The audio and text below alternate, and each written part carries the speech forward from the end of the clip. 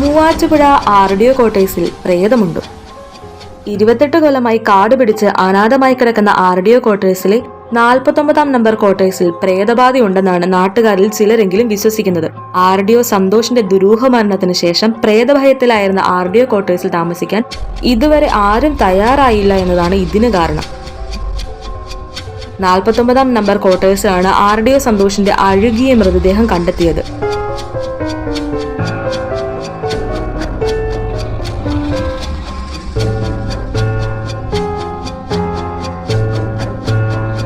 സന്തോഷിന്റെ മരണശേഷം ഇവിടെ താമസിക്കാൻ ഒരു വനിതാ ഉദ്യോഗസ്ഥ തയ്യാറായി എത്തിയെങ്കിലും ഒരു ദിവസം മാത്രമായിരുന്നു അവർ ഇവിടെ താമസിച്ചത്. പിന്നീട് പലരും സന്നദ്ധത അറിയിച്ചെങ്കിലും അവസാന നിമിഷം ഒഴിഞ്ഞു മാറുകയായിരുന്നു.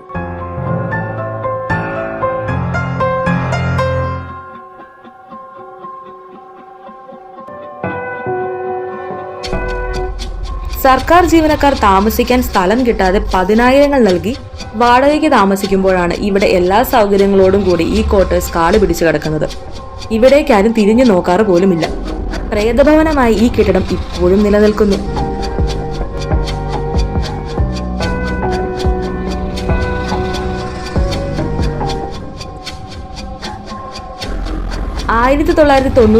മെയ് 20 കേരളത്തെ ആകെ ഞെട്ടിച്ചുകൊണ്ട് മൂവാറ്റുപുഴ RDO ആയിരുന്ന സന്തോഷിന്റെ അഴുകിയ മൃതദേഹം 49-ാം നമ്പർ RDO ക്വാർട്ടേഴ്സിൽ നിന്നും കണ്ടെടുക്കുന്നത്.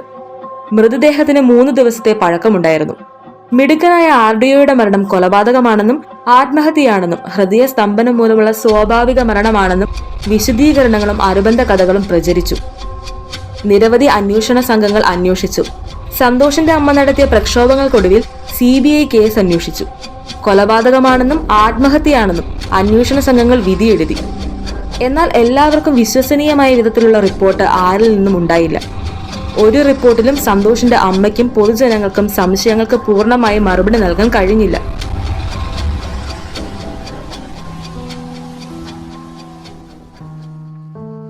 സന്തോഷ് മരിച്ചുവെന്ന് പറയുന്ന 1995 മെയ് 17 ആത്മഹത്യ ചെയ്യാൻ തക്ക വിധത്തിലുള്ള സംഘർഷങ്ങൾ സന്തോഷിന് ഇല്ലായിരുന്നു എന്നാണ് ആ ദിവസം രാത്രി വൈകിയും അദ്ദേഹത്തിനൊപ്പം ഉണ്ടായിരുന്ന ബാങ്ക് ഉദ്യോഗസ്ഥന്റെ കുടുംബം വ്യക്തമാക്കുന്നത്. CBI നിയോഗിച്ച മാനസിക ആരോഗ്യ വിദഗ്ധരുടെ സംഘവും ആത്മഹത്യയിലേക്ക് നയിക്കുന്ന മാനസിക സംഘർഷങ്ങൾ സന്തോഷിന് ഇല്ലായിരുന്നു എന്ന പഠന റിപ്പോർട്ട് നൽകിയിരുന്നു. ഇനി ആത്മഹത്യ ചെയ്തു എങ്കിൽ പോലും ഇതെന്തിനായിരുന്നു എന്നതിന് വിശ്വസനീയമായ ഒരു കാരണം കണ്ടെത്താൻ അന്വേഷണ സംഘത്തിനായില്ല.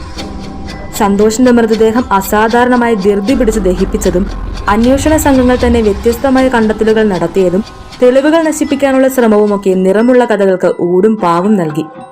17 മരിച്ച RDOയെ 20 മരിച്ച നിലയിൽ കണ്ടെത്തിയുള്ളൂ എന്നതും അതുവരെ അദ്ദേഹത്തെ ആരും അന്വേഷിച്ചിരുന്നില്ല എന്നതും സംശയങ്ങൾക്ക് ബലമേകി. ഓരോ ദിവസവും സമൂഹത്തിൽ മാന്യരായിരുന്നവരെ പോലും സംശയിക്കുന്ന വിധത്തിൽ കഥകൾ പ്രചരിച്ചു. ഇവരൊക്കെ ഇപ്പോഴും സംശയത്തിന്റെ പുകമറവിൽ തന്നെ നിൽക്കുന്നു. 4 അന്വേഷണ സംഘങ്ങൾ മാറി മാറി അന്വേഷിച്ചപ്പോഴൊക്കെ നിരവധി പേർ സമൂഹത്തിന് മുന്നിൽ കുറ്റവാളികളായി ചിത്രീകരിക്കപ്പെട്ടു.